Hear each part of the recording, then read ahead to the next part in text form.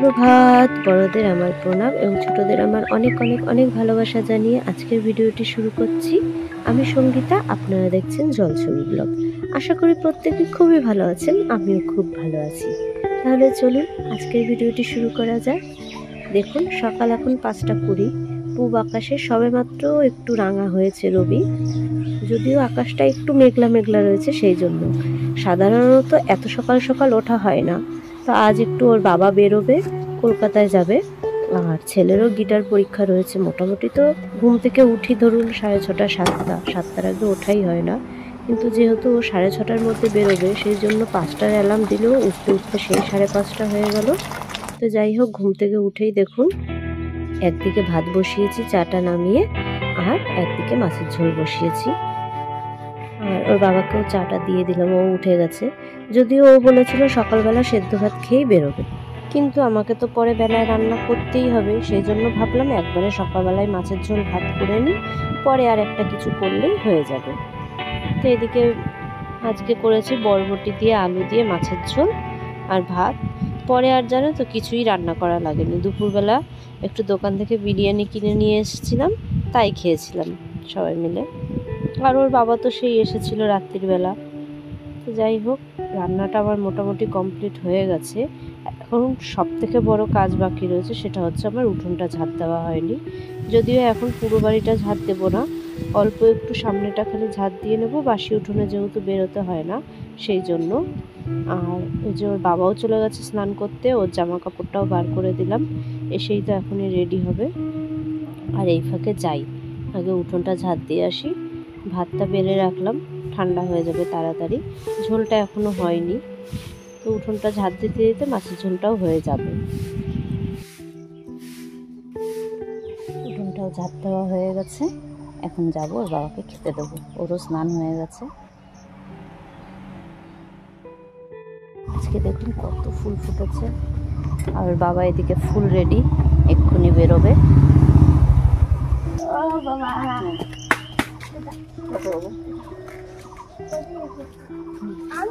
বাবার কাছে ঘুমাচ্ছিল।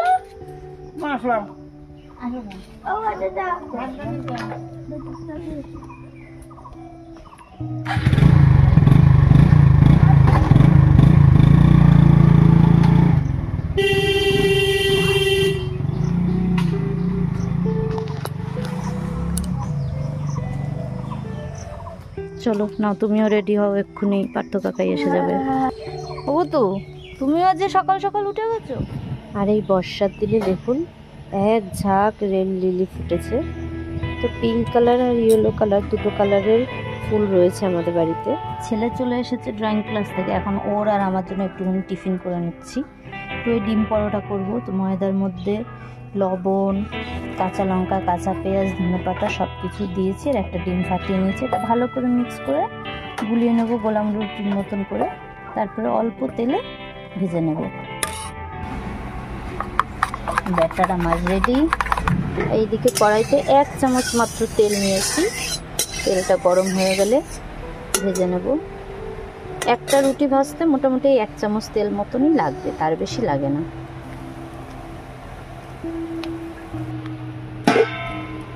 একটু ঢেকে ঢেকে ভাজবো, সময় একটু লাগে, এক একটা রুটি ভাজতে মোটামুটি 3 থেকে 4 মিনিট সময় লাগে।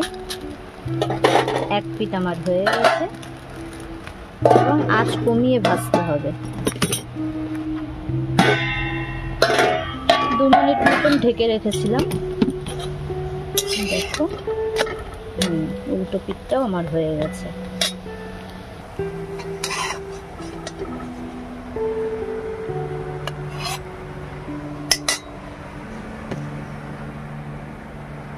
শুধু খেতেও ভালো লাগে, কিন্তু ছেলে আবার সস দিয়ে খেতে ভালোবাসে। আর একটা যতক্ষণে হবে ততক্ষণ এটা খেতে থাকুক। নাও, বাকিগুলোও পরপর ভেজে নিই। এই ডিম দিয়ে গোলা রুটিটা আমরা কিন্তু সবাই খেতে ভালোবাসি, আর প্রায় দিন ছুটির দিন সকালবেলা আমি এটা করি, কারণ এটা হয়েও যায় ঝটপট, আর কোনো তরকারিও করতে হয় না।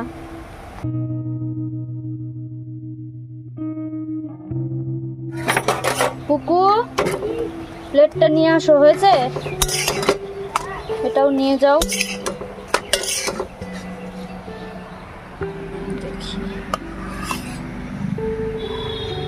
যাও। বাকি ব্যাটারটুকু একবারেই দিয়ে নিলাম, একটু বড় করে হলো, কোনো সমস্যা নেই, কারণ আমিই খাবো। আর স্বপ্নদ্বীপের ঠাকুমা সকালবেলা এই সমস্ত টিফিন বা খাবার, তেল জাতীয় খাবার উনি খায় না। তো যাই হোক, আমার রুটিটাও হয়ে গেছে। এখন ওই 9টা মতন বাজে। আজকে একটু সকাল সকাল আবার রেডি হতে হবে, কারণ 11:30টার মধ্যে আমরা বেরোবো, 12টার থেকে ছেলের পরীক্ষা।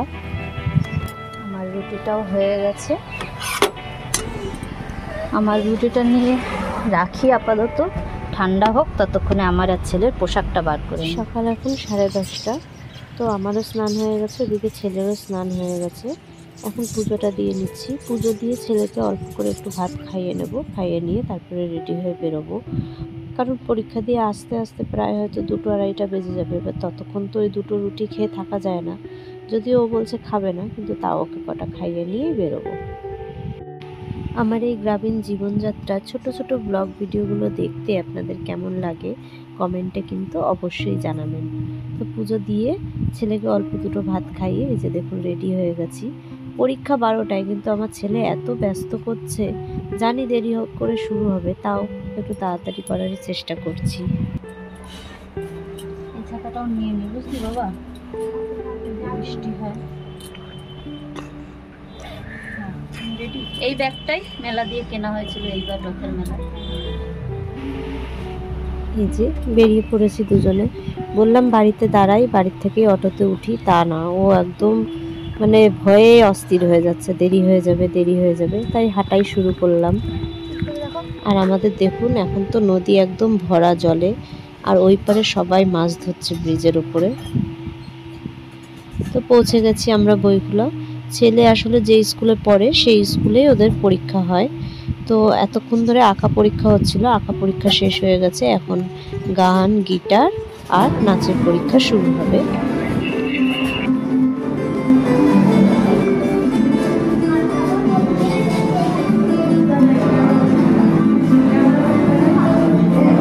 আর একটু পরে পরীক্ষা শুরু হবে, এখন সবাই একটু রিহার্সাল করে নিচ্ছে।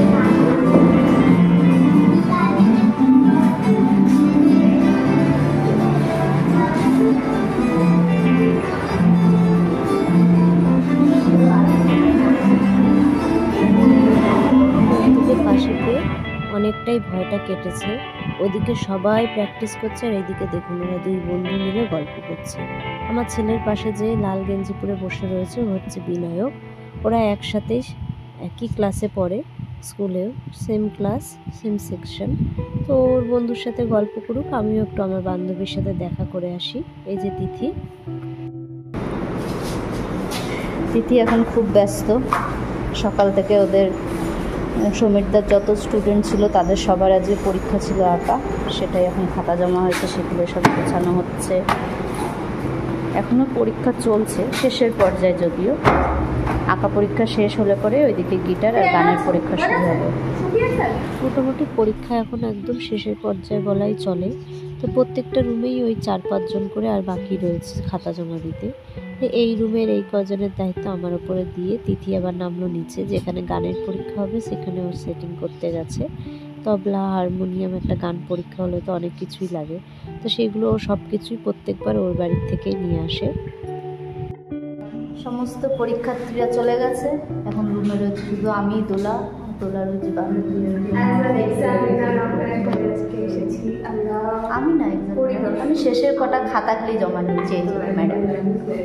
ওনাদের চাপ হয়ে যাচ্ছিল, তাই একটু হেল্প করলাম, তাও বিনা পারিশ্রমিকে। Thank you. আর দেখুন, এটা আমার ছেলের স্কুল, ছেলের স্কুলের একটা রুম, কিন্তু এই রুমটা কি সুন্দর। ওইখানে একটা ম্যাপ রয়েছে এবং ম্যাপটা বাংলায় লেখা রয়েছে, দারুণ সামনে দিয়ে দেখা যাচ্ছে। ছাত্র বা ছাত্রীরা কি সুন্দর করে এঁকেছে, আর বাংলায় রয়েছে ভারতের মানচিত্রটা। উপরের কথাটাও খুব সুন্দর। প্রতি বছর আসতে ভালোই লাগে, মানে যে কোনো অশিলায় স্কুলে আসতে ভালো লাগে। হ্যাঁ, সেটাই বরাবর সবারই। বেশি সময় স্কুলে কাটিয়েছি। এখন এটা আমার ছেলের স্কুল। আমার স্কুল, আমাদের একটা হবি জড়িয়ে। প্রত্যেকটা কথা কি সুন্দর, এক একটা ছবির পাশে।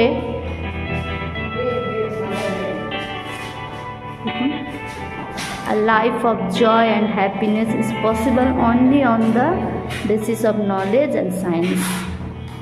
আর এর পাশে দেখুন রয়েছে সব থেকে সুন্দর কথা, strength is life, weakness is death. চলে আসলাম নিচে হল রুমে।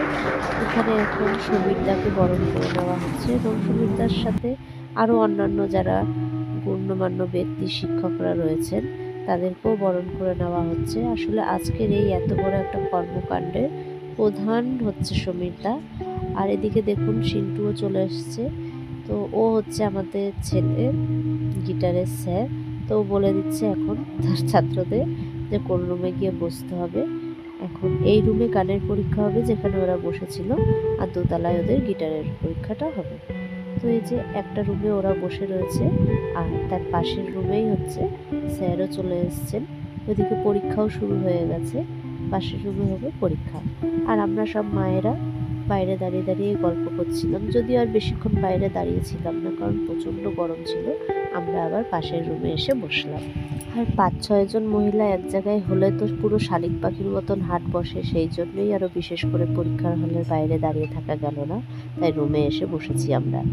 না, দিদিকে সত্যি আজ সুন্দর লাগছে। দিদি তো সব দিনই সুন্দর। হ্যাঁ, খুব পছন্দ করছিলাম। আজকে একটু বেশি সুন্দর লাগছে। কেমন হলো রূপম? বাবা ভয় পাবা না। এই বছর আমার ছেলে গিটারে সেকেন্ড ইয়ারের পরীক্ষা দিচ্ছে।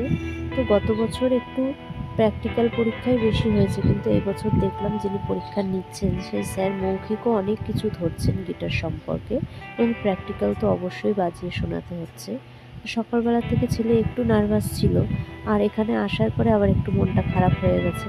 ঘটে গেছিলো ওর ঘটনা, ওর গিটারের 1 নম্বর তারটা ছিঁড়ে গেছিলো। তো যাই হোক, ওর বন্ধু বিনায়কের গিটারটা দিয়ে পরীক্ষাটা দিল। আর আসার সাথে সাথে বিনায়ক আবার ওকে জিজ্ঞেস করছে কী কী প্রশ্ন ধরেছে। তো এটা তো হতেই থাকে বন্ধুদের মধ্যে। মোটামুটি সবারই পরীক্ষা শেষ ওদের গ্রুপের মধ্যে, আর 2 জনের বাকি রয়েছে, বিনায়কের আর রোহনের। তো ওদের পরীক্ষা হলেই আমরা এখন বেরোবো। তো যাই হোক, দেখুন এই যে পরীক্ষা শেষ, সবাই এখন হাসি মুখে বেশ রিল্যাক্স মাইন্ডে বেরিয়ে এসেছে। তাহলে চলুন আজকের ভিডিওটি এখানেই শেষ করছি। আশা করি আপনাদের ভালো লেগেছে। দেখা হবে খুব শীঘ্রই নতুন আরেকটি ভিডিও নিয়ে। ততক্ষণ সবাই খুব ভালো থাকবেন, সুস্থ থাকবেন। টাটা।